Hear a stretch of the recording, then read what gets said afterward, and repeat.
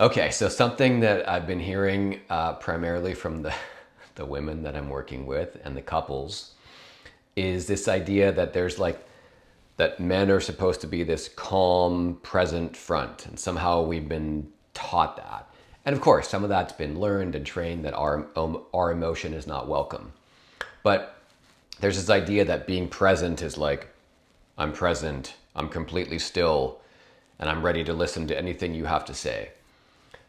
And how that usually shows up is women are like, am I speaking to a stone or am I speaking to a wall? Or maybe it's a stone wall.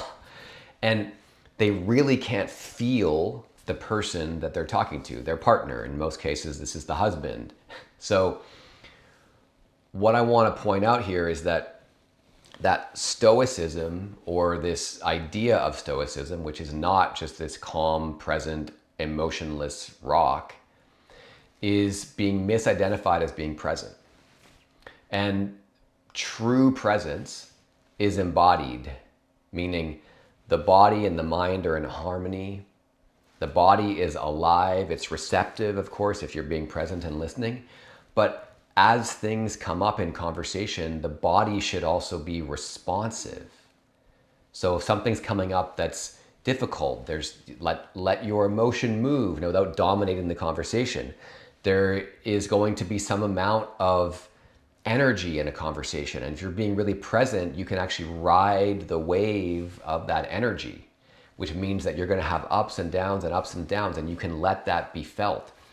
And so I think what's passing these days for presence is actually a lack of presence.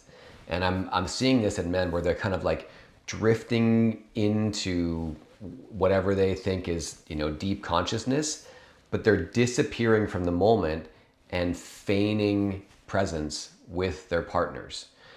And so the harder work, and it is harder to do, is to maintain some level of awareness on, let's say, the infinite field of awareness, which is like a semi-meditative state, but to maintain a good chunk of your awareness in your own body and into the person or the people that you're relating to.